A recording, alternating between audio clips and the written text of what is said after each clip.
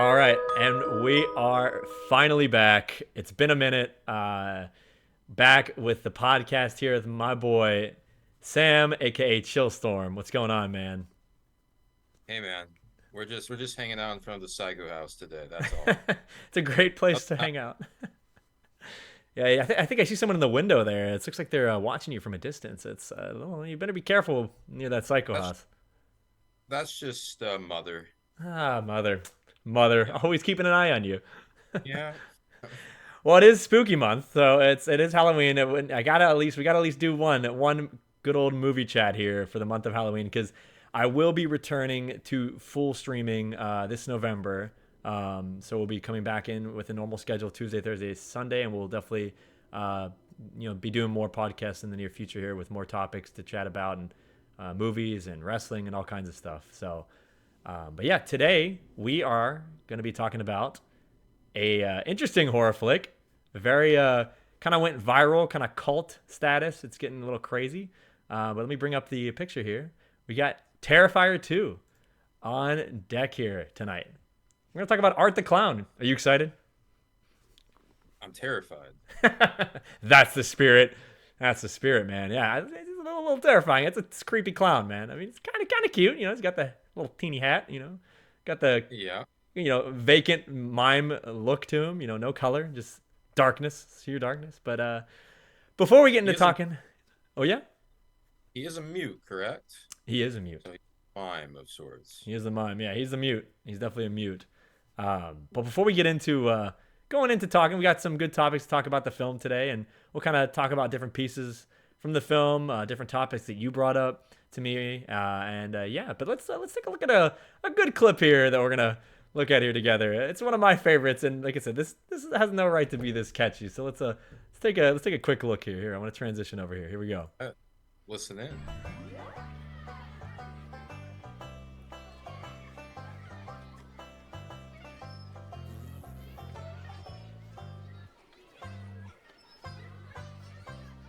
Drop on by the Clown Cafe, your favorite meals on wheels. The menu is disgusting and it's full of special deals. Nothing here is good for you, so grab yourself a tray, 'cause food's a little funny at the Clown Cafe. Drop on by the Clown Cafe. Drop on by the Clown Cafe. Gobble up your order quick before it runs away, 'cause food's a little funny at the Clown Cafe. Now, yeah, I had to drop by the Clown Cafe to kick it off. That song has no right to be that catchy. With the banjo and Leah, the vocals of Leah Voicey. Uh, oh, I think you're muted. I don't know why. Hold on. For some reason you're muted. What's going on? Oh, you're on mute. You're on mute.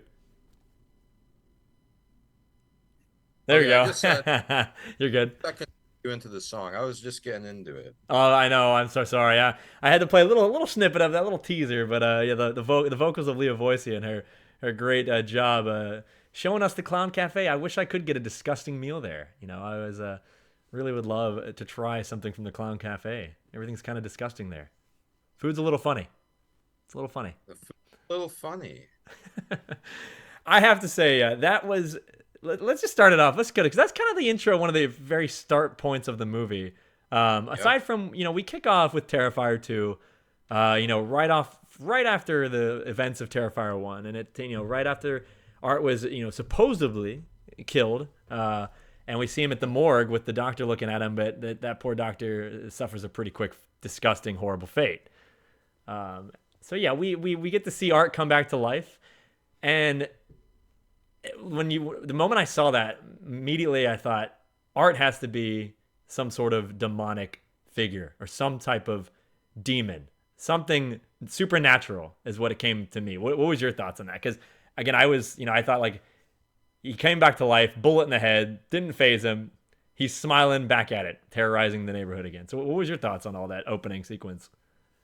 Well, first of all, we have to see everything in its context, but also in the context of horror films as a whole. So, what is art as far as his genre? In horror, you we have perhaps the first slasher film in Psycho. So we have uh, a killer who hunts people uh, in a way where they have a body count. Okay, we all know what a slasher villain is, and famous examples include Michael Myers, Freddy Krueger, and Jason Voorhees. Yep. So you can look at art as being a kind of slasher villain.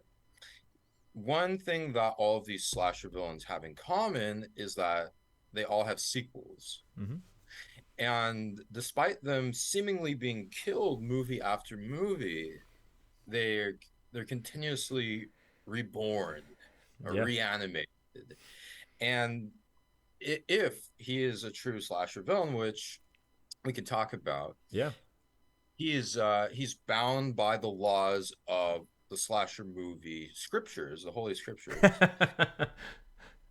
Come back to life anytime he'd be killed. So this is just, this is just textbook horror movie stuff, right? Right. We're moving away from perhaps more realism that you find in these thrillers like Psycho, which Yeah. were pro slasher films.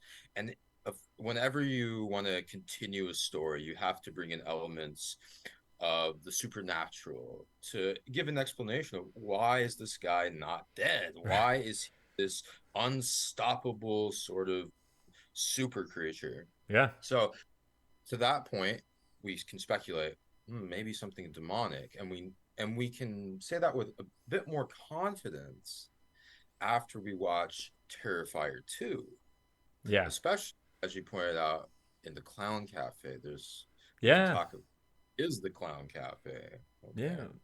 Food's a bit funny there, and so I mean, like I said, that's a great point. And again, yeah, right after we see that opening sequence where it kind of starts to become it seems a bit more clear, right, that he is that supernatural being and coming back and abiding by the laws of horror slashers, that he's reborn and coming back to murder and kill more people in this town.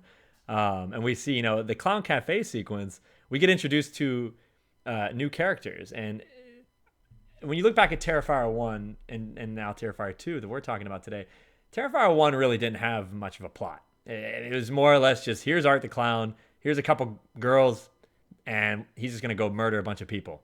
It's kind of just straight up that he's just going to go chase these girls, hunt these girls down that were messing with him, and, he's going to target them the whole movie and kill anyone that gets in his way. Terrifier 2 kind of tries to build into more of a plot. A little bit messy, but it builds a bit more. We got some characters, and we got, I think it's Elliot, we have Sienna, and then we have the mother. Can't remember her name, so sorry. But we have the mother and all them, and so we kind of get off right with them, and we know that there's some sort of backstory with the dad. And we're brought in to see that the dad, the boy is seeing all the dad's drawings. The dad was an artist. He drew a lot of pictures. He was like creating characters for his kids. And that's what we see Sienna basing her character, her costume solely around this hero, sort of like an angel, which we'll talk a little bit in a minute here.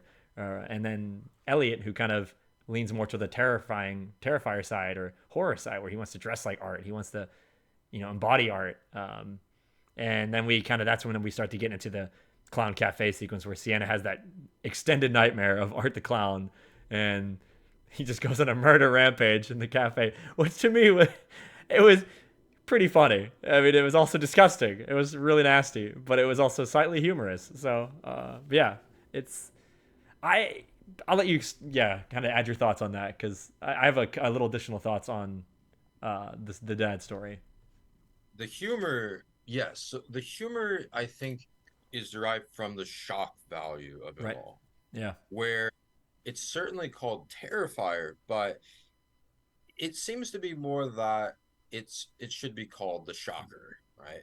Because you have this clown who he seems to enjoy this process, and in a sense, so we have this masochistic clown who's often compared to another famous clown from horror lore, namely Pennywise from It. Now, what's interesting is um, I read this from Wikipedia, so this could be incorrect. Shout outs to Wiki. But creator of, well, I let's vouch for Wikipedia here. I love Yeah. Wikipedia. Ron. Damien Leone, the creator of Art the Clown, the director and writer, Hmm. said in their design choices of art, they were consciously trying to differentiate him from Pennywise, which is interesting that there was a conscious effort uh, in creating him to set him apart because maybe subconsciously he would resemble Pennywise more. And indeed, the plot of It, the novel by Stephen King, and of course the movies and TV movies that were made based off of the story are somewhat similar in a way to Terrifier. Now, how so? Apart from having this killer clown concept, the Pennywise, or we should say the true entity behind Pennywise, again, what is art? What is he? Some sort of demon? This is what we're speculating on. Hmm.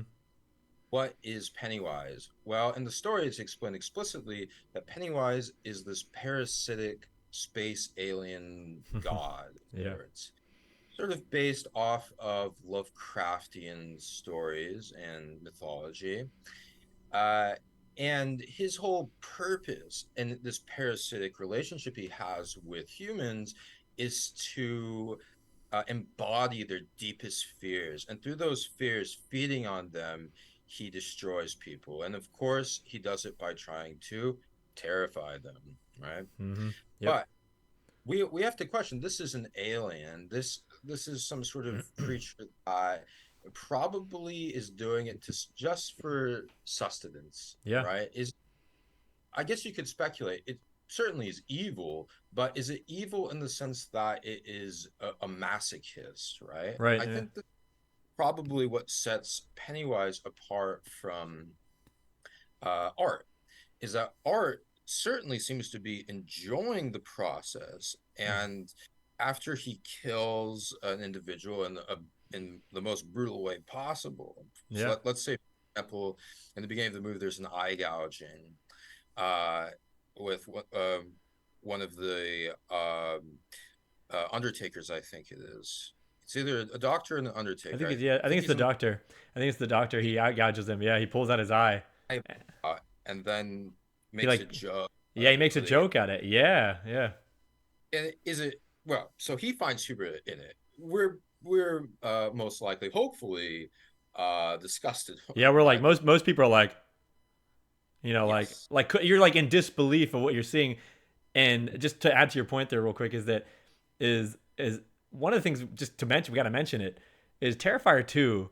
I mean, it amped up the gore levels to another notch than Terrifier 1. And it was so much that it drew news attention.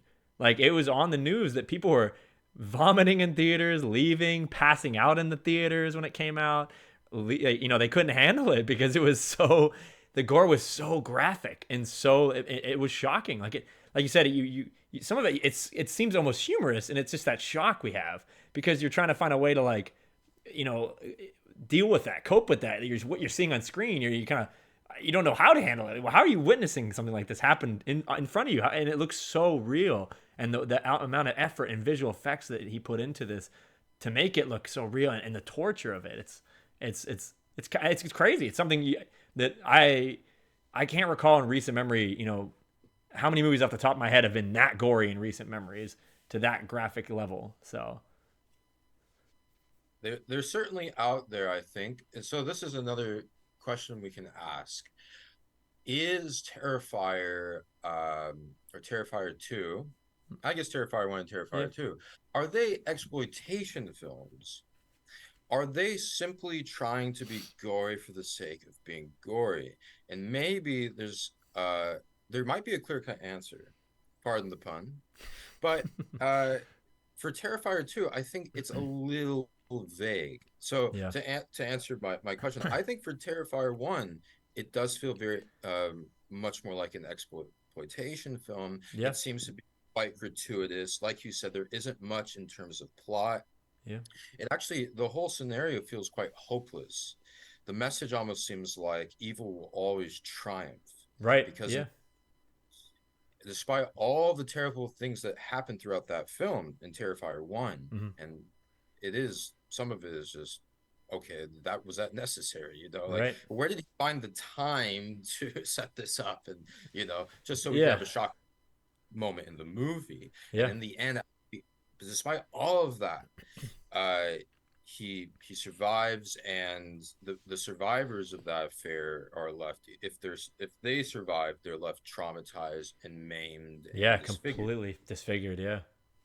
So uh it doesn't seem like there's much consolation in Terrifier 1. Yeah. And but is that true for Terrifier 2? Is there perhaps a bit more hope in this story? Is there perhaps a bit more balance? Yeah. Is it gratuitous? Or did the director finally decide, look, this might be a bit too extreme, if unless we inject a little bit Hmm. of I just want to say good, right? And Right. Yeah. so in Terrifier 2, there is a bit of this There's a dynamic bit of hope. between an evil, and as you mentioned, the main character, Sienna. Yeah. Anna, she dresses up as an angel in the Hmm. film off of her father's sketches, and she wields a sword dressed in this armor. So she wears a breastplate Yeah. Yep. and she carries a sword. Now, if you look at traditional iconography from Christianity, Yep.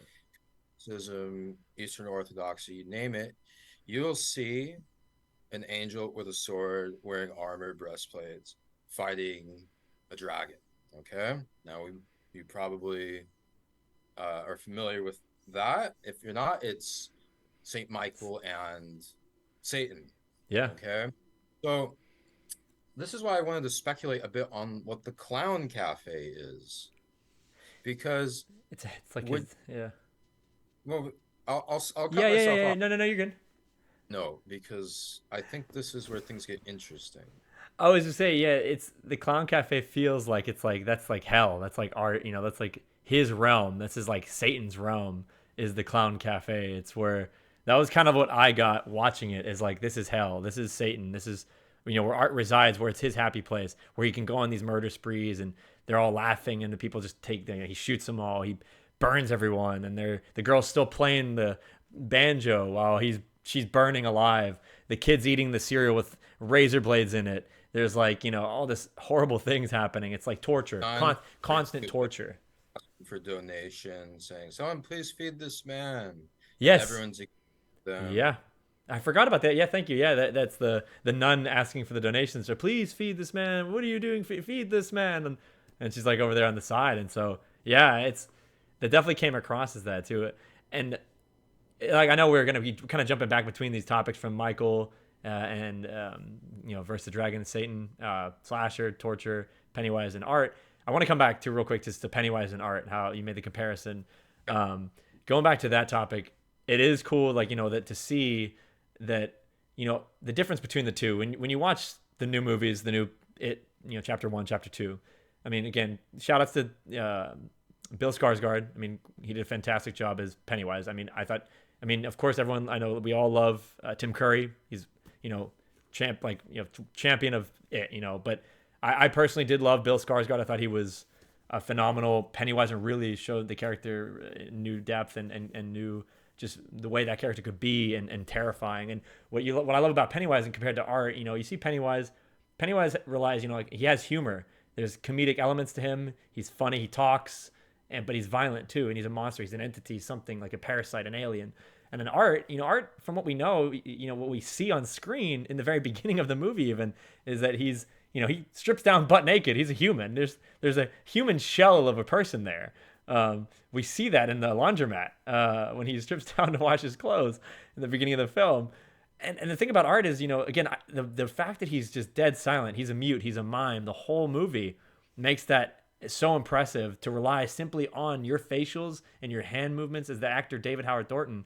Relying on that is so impressive to me. It was just watching his facials, it's very entertaining. It makes you laugh, but it also freaks you out. It's creepy.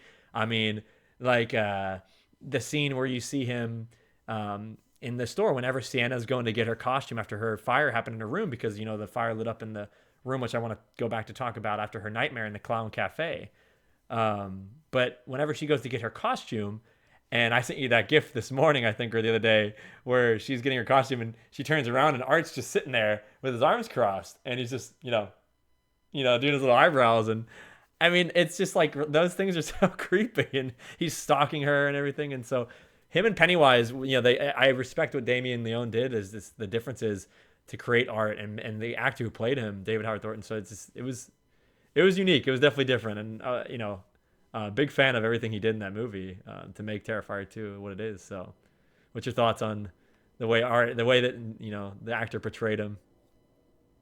Well, certainly he makes the movie. Yeah, The other actors are quite good as well. In fact, the boy is interesting.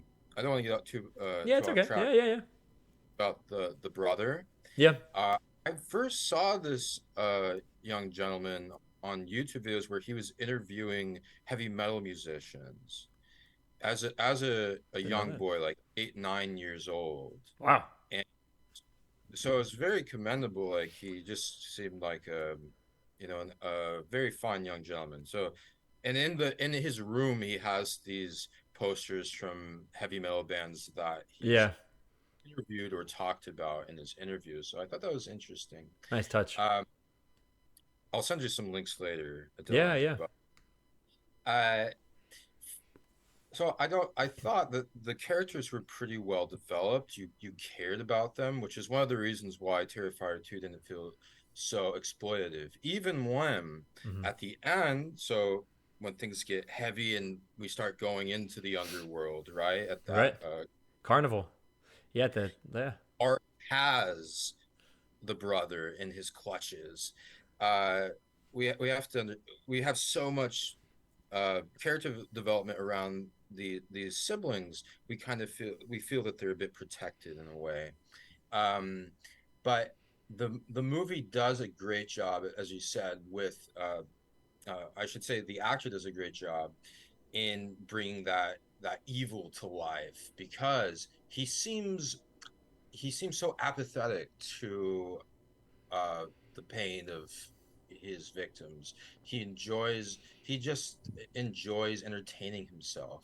It seems to me that is his modus operandi, is to just find humor out of the most despicable, grotesque scenarios imaginable. Yeah. And whatever his origins are, like you said, he seems to be vulnerable at that one point. At least he seems to have some shell of a human left in him. So whether he was a human at one point or not, it's kind of a mystery. There's another character we didn't mention, but there's a little girl Yeah. I clown. was. I wanted to actually. I had two questions I wanted to ask you. I had Yeah, two questions. Well, now that you brought that up, the little girl, yeah, we wanted to bring her up. But before I ask you the two questions, origin though, right? what's that? So she has a human origin, right? She was Yes, a a victim victim. of art. Yeah, So she's a ghost essentially. right. Yeah. Yeah. Like what I wanted to say, just to real quick to add before I ask the questions wanted to pose to you that I was thinking about. That how you brought up, that we as they get more towards the latter half when things really get to build and there's the underworld section and kind of like what we see in the carnival, but and how Art, you're saying that Art, we're seeing the constant joy he gets out of terrorizing, maiming, stabbing, any type of torture to the people, the victims he's going after.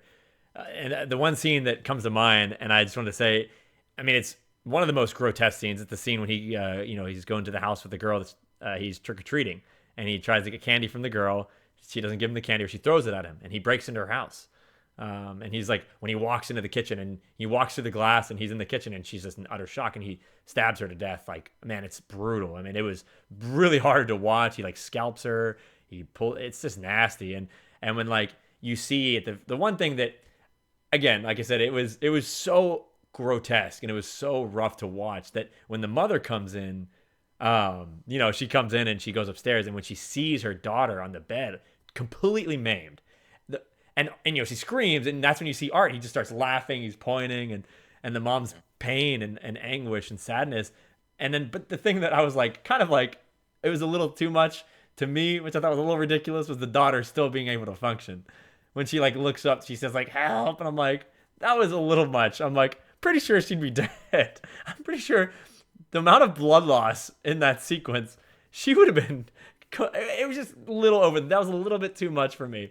I was like, it was like just kind of ridiculous. And personally, I was thinking about it when I was watching the movie again the other day. I rewatched it, and the moment I would have saw the glass broke in my kitchen, I would have hauled ass out of that house. The moment I saw Art, I would have fucking ran out the glass window, ran my ass to the neighbors, screaming or calling the cops immediately, just to get the out of there. So And so, Don, maybe I'm gonna put forward. I'm not gonna call it a theory or anything, but just yeah, something to consider yeah, in all a lot of horror movies. yeah, Okay, of course, so we have these sort of demonic figures. We have unspeakable torment and pain, and we have scenarios where it seems like that person should have died. yeah, How is she still alive? yeah, What is sustaining her? And how is this cycle of life and death keep happening with the most evil creatures imaginable? And now we have an angel that, in the form of a beautiful young girl, but yeah, still an that does battle with this beast demon, and yeah, decapitate in the end. um, we have to ask ourselves, what is that force, that energy sustaining people? What is this world? And seemingly it's hell.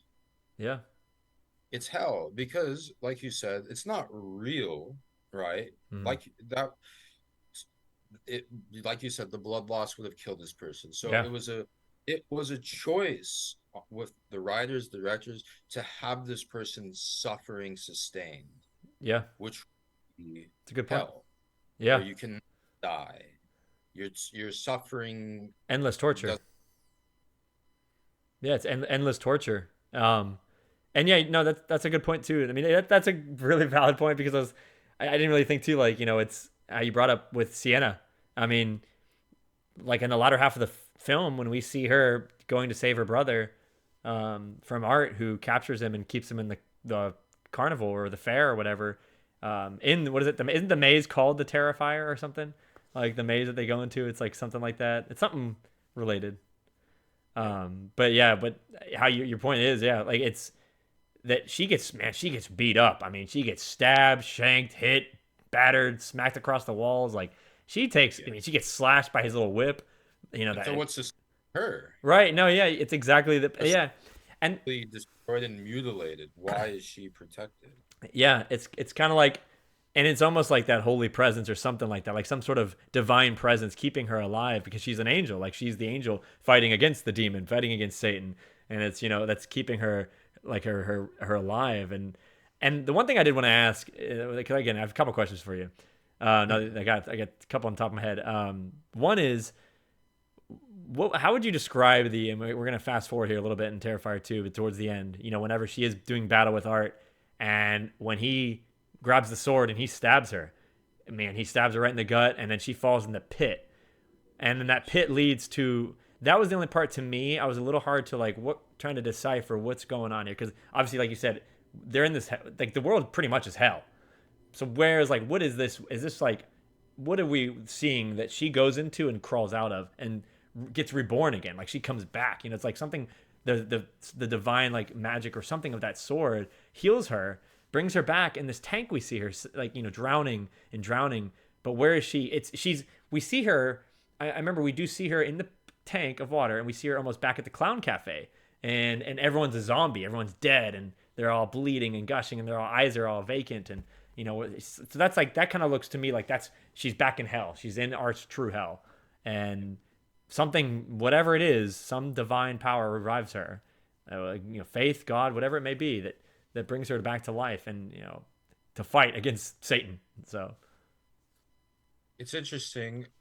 There's, just in, I guess, classical symbology, there's association with water and rebirth and life and death, from a uh, a Christian standpoint, of course, people are reborn through baptism, Right. right? You died and reborn, and so that symbology seems to be kind of just like that's our natural inclination to associate these things together. So for her to sort of die and then enter into water, then come back from it, Hmm. seems to kind of that seems to be accounted for just in our collective sort of uh, our collective mythology, if you will. But Right. the like for her to go see the Clown Cafe again, to me, the Clown Cafe is a sort of limbo, and she's able to enter it, but not necessarily be affected by what's going on in it. It seems to be that there is a level of reality in it, but it's a sort of hyper reality where it's sort of like art's playground, where on the surface level he can operate in it according to again these divine powers that Right. granting him this level of autonomy. It's not complete autonomy, but he can still do some terrible things that seem to stretch the limits of reality. But in the Clown Cafe, he can do whatever he wants. And so he can bend the nature of reality to his will. If he wants you to look like dress up as a child, and then he wants everyone to be singing songs, and he wants Yeah. everyone to be acting like this is a TV set and eating his disgusting cereal. That can that's those are the rules, and Yeah. everyone's kind of bound to it in a way. I wondered if that's even as fun for him that he has so much autonomy and freedom. I think he might even prefer to be on the surface level, where it seems in a way he's feeding on the corruption of other people, right? Hmm.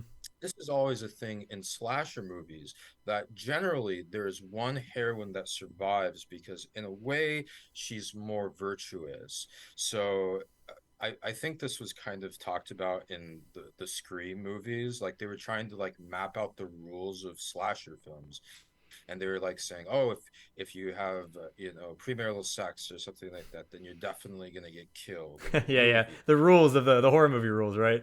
Yeah. Yeah, I wish maybe we have a list of those, but they kind of Let map it out. So me see if I can kind find of it. yeah, this is sort of understood in a way that the victims in the slasher films, for some reason, they were a bit reckless, careless, narcissistic, hedonistic, focused on their own pleasure.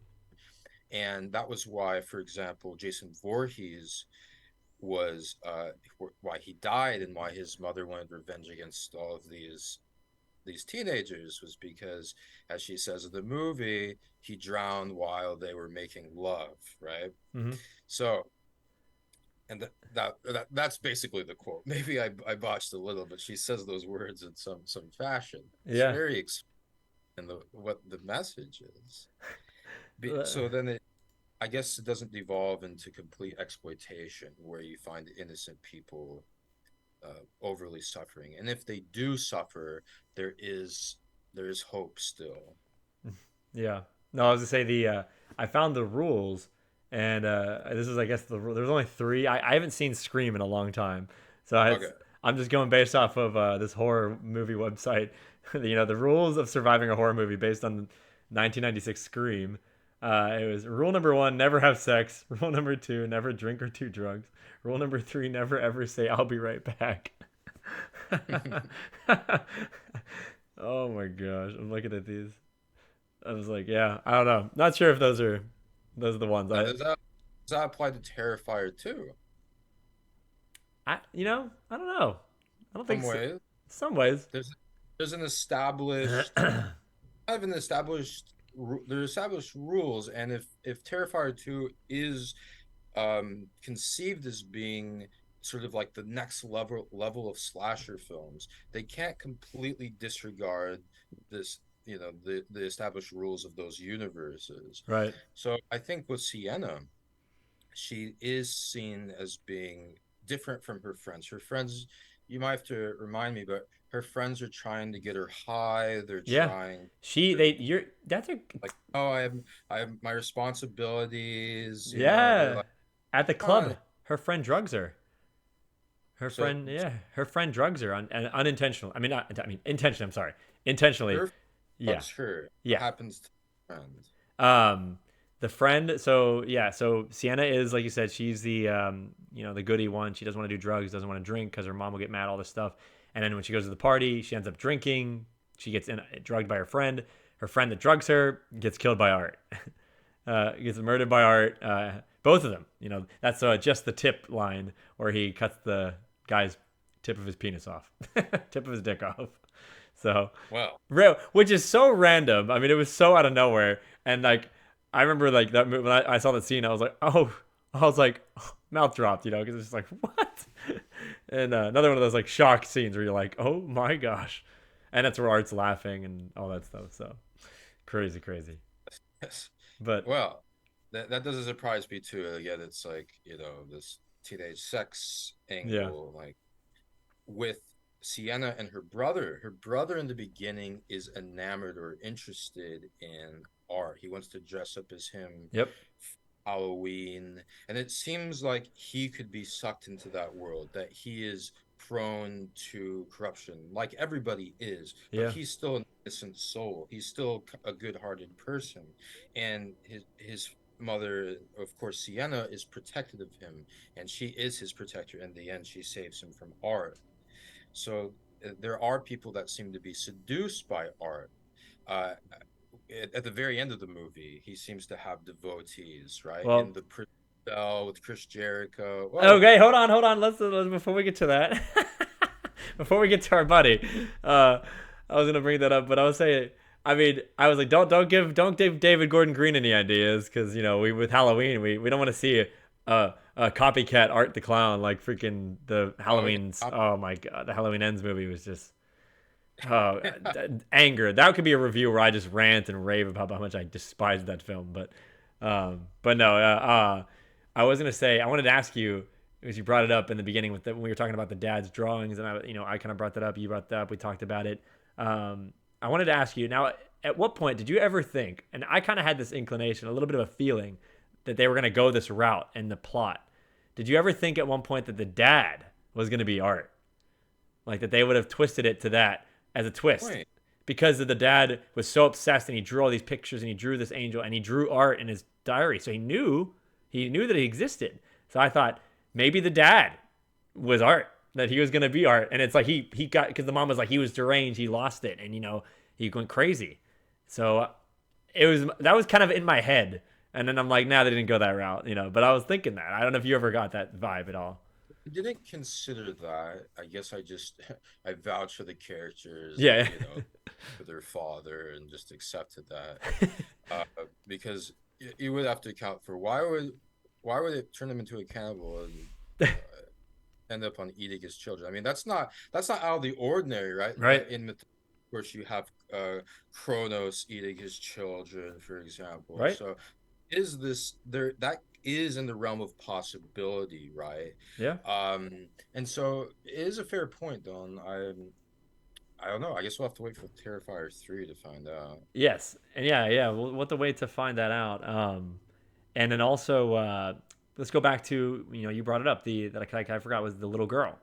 Um, Another thing I thought I had about her was we see her first introduced when Art's sitting by himself with the guy sleeping in the laundromat, and she's just staring at him. It's just a kind of a spitting image of Art, pretty much. The same thing as him, and the interaction was great. I mean, it was really funny when he just looks at her and he's just he waves at her, because it's like even when he sees her, even he acts as if he's like shocked and kind of creeped out by her. He's like this, which I thought was interesting. I'm like, why are you acting weirded out by this? She's the same as you. But then you see them doing the patty cake and it's no one there. But then like we fast forward and we go to the end and we see that this little girl's with him the entire film. Then also kind of creating havoc and mischief and showing up in places that Sienna and Elliot can see her. So and then we see at the ending, when Art has the final battle with Sienna and she finally decapitates him, the girl collects his head and we see the eyes glowing. So it's almost like this was like another demon kind of by Art's side, keeping him almost like a protector for him, to keep him protected in hell. Like, and it was like his bodyguard, Satan's bodyguard, essentially. Yeah. So what was your thoughts on that? Because I was trying to think, like, is there some demon that's like a relation to Satan that's protecting him, and she keeps him safe since takes his head away, and he's still gonna live, by the rules of horror. His even though he's headless, he's still gonna survive. It's interesting because she continues in a way. She holds up the head, and at the end, this lady in the cell gives birth to the head. Correct? Yes, yeah, that's where we see our boy Chris Jericho, like you said. We see him, and we see the lady from the what's that? Breaking the walls down. That's right, with his wife's what was it, some Frankenstein zombie platter or something that he brought into the hospital. It's something weird. Oh, yeah, it was something really weird.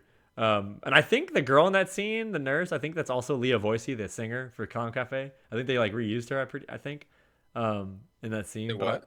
I think they like also used her character in that scene too.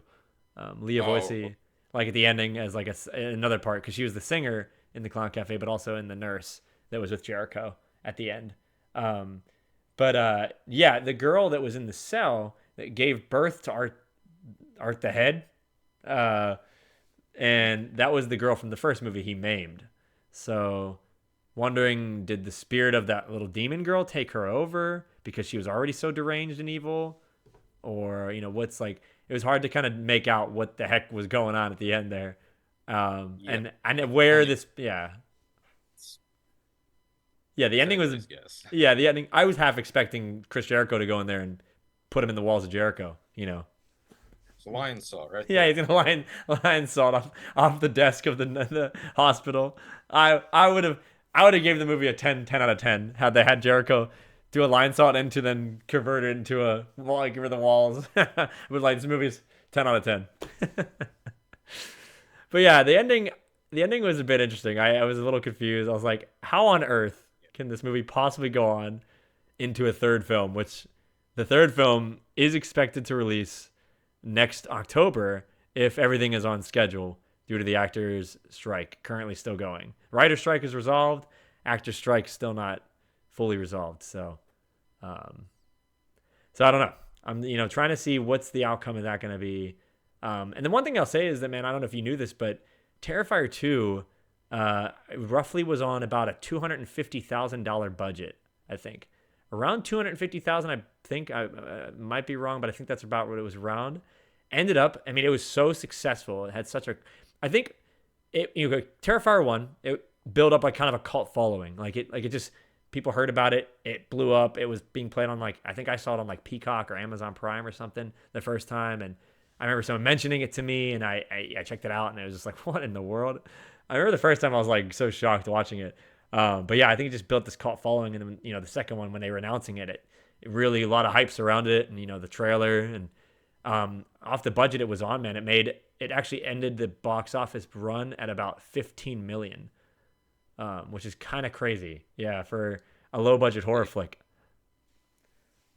So pretty impressive. I mean, if that's all things, like, I know he's gonna have a little bit of a bigger budget for the third one, and I mean, it's probably gonna make double the budget, double what it made the last time. So just seeing as how much Art has kind of now put into the horror culture here in the world, so in the modern America horror culture, I think it'll be on track to do a pretty successful box office run when it releases.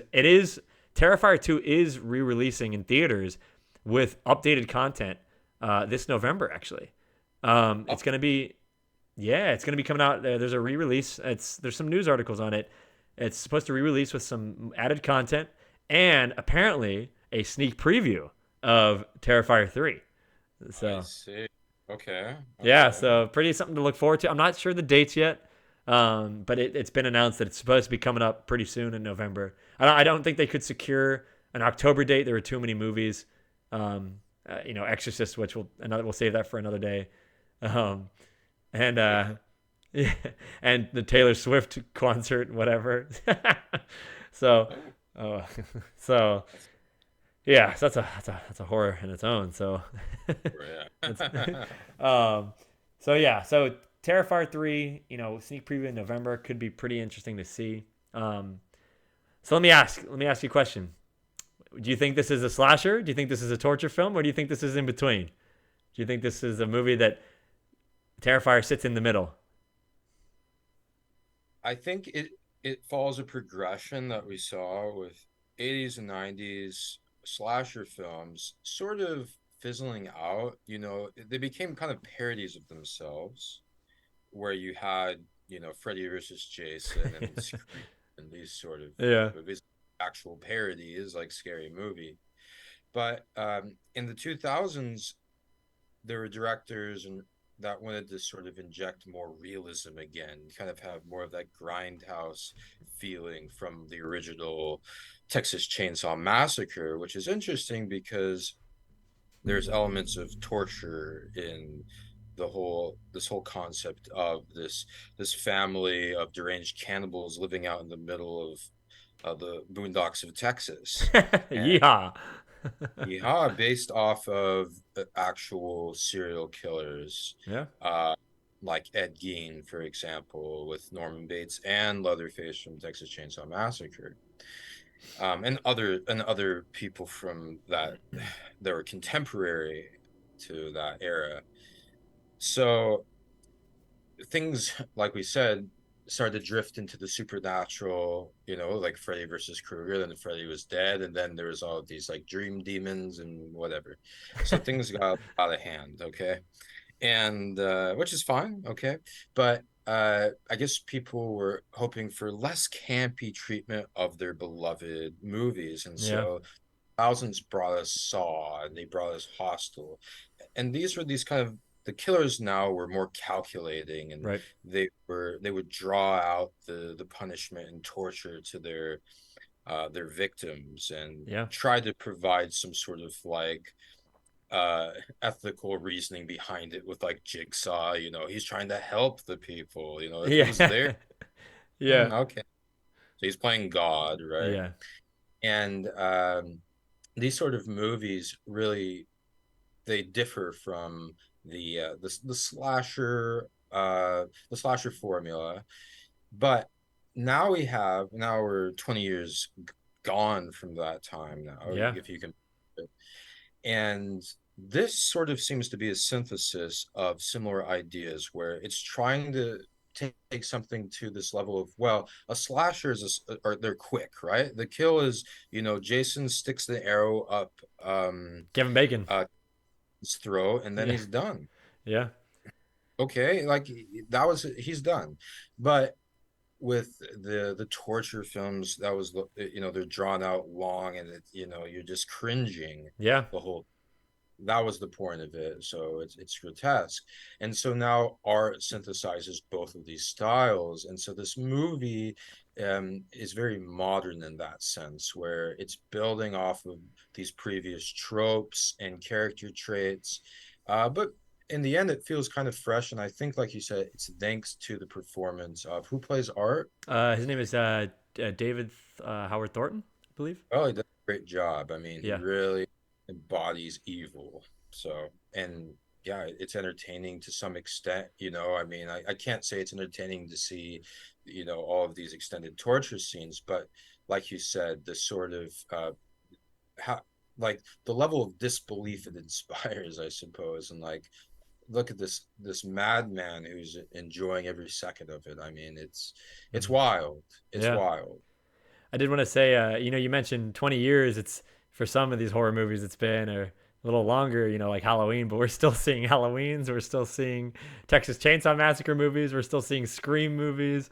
We're still seeing The Strangers are coming out. That's not 20 years, though. That was in 2008, I believe. But uh, The Strangers are coming out with a 3-part trilogy next year, um, which is, check out the trailer. Looks really interesting. I'm not going to lie. It looks pretty cool. I'm open for it. So I was a fan of The Strangers, so that's another topic or movie we can never look at someday. Definitely love that one. But yeah, we're still seeing a lot of these classic horror characters come back years later, being rebooted, restarted, and you know, The Exorcist. um, so it's interesting. Yeah, it's good and bad, mostly bad. Yeah, The Exorcist. It's mostly bad. It's not really good. I'm trying to think. I'm just trying to think off the top before what was a good again like Terrifier 1 and 2. I enjoy them because while they may not be they're not by no means like fantastic, but they are fresh and it's a different take on a creepy clown murder happy slasher torture psycho with it's interesting. So it's definitely I enjoy it. I definitely find entertainment of watching both these films. But yeah, with these reboots of like Halloween, they drive me mental. I'm just pulling out hair for how terrible they are. Or this Texas Chainsaw Massacre movie that released on Netflix pulls my hair out because it's so ridiculous. And I haven't seen Exorcist yet. I've only heard all negative from people who've seen it. I know we talked about it briefly. I know you saw it. I definitely we'll have to save that chat another time. But from my coworker who saw it, he absolutely loathed it. He said there was some parts of it that were okay. I told him I told him that you and I talked and we made mention of David Gordon Green. I just can't understand why that man directs horror films. I really do not think he should be directing horror. I personally think he should stay away from that genre and back away. I think it's his actual goal to take the beloved horror movies that we loved growing up and murder them into the ground. That's just my belief that he just doesn't like horror and that he wants to destroy horror. But that's me. If people want to hate me in the comments for that, that's fine. Go ahead. I think that he's a terrible director, personally. He's already gotten my bad side. Controversial statement, Don. What's that? I don't think that's a controversial statement. Oh, yeah. Anyone in their right mind that watches those last Halloween movies or this new Exorcist realizes he just doesn't understand what made those movies originally good. And if he does, he just ignored it and said, I want to do my own thing. They're just, it is what it is. This is my job. I got a paycheck, so let's just pump it out. Like, no. And it's just sad because people will, they're going to give it money. I really don't want to go to the theaters and see it. I'd rather just watch it on my streaming service. Whatever provider I got, Exorcist Believer is an example of a movie I will not see in theaters. Terrifier 3 absolutely will pay to see it in theaters. Or Talk to Me, recent horror movie that I would absolutely pay and I very much enjoyed it. Because I'm definitely in support of an indie horror flick that's doing very well and getting high praise from directors like Peter Jackson and things like that. So, it's a shame like that, movies like that that just get. Like you said, they don't understand what made them so special to us and why they were such great movies. I mean, I have yet, in this couple days here, I'm going to go back and rewatch the original Halloween for this month. I watch it every year during Halloween. Same with the Exorcist. So the original, go back and watch those. So it's just true classics and always good to rewatch. Time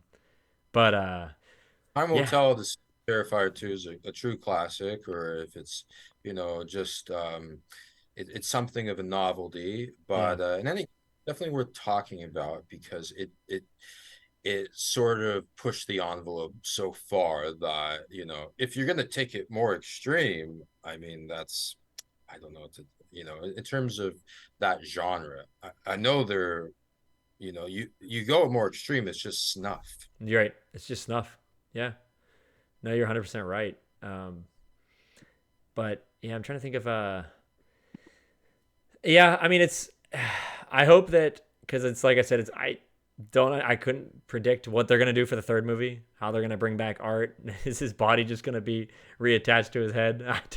I don't know what's gonna happen. So it's gonna be very interesting. We'll see next October.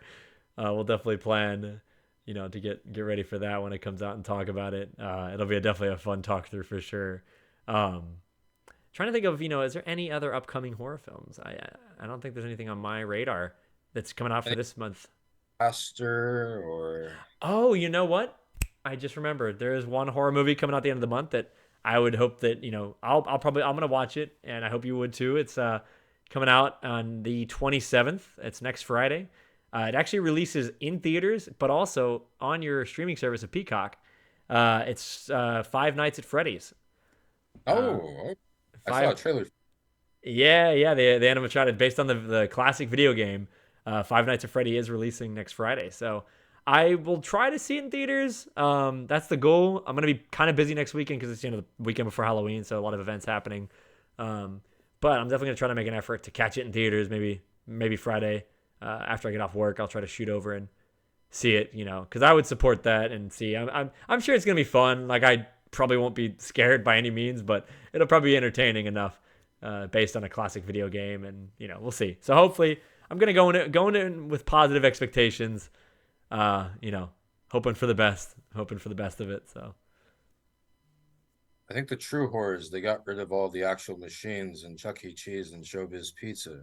that was I remember the old horror, the old Chuck E. Cheese machine, like the animatronic that was on stage.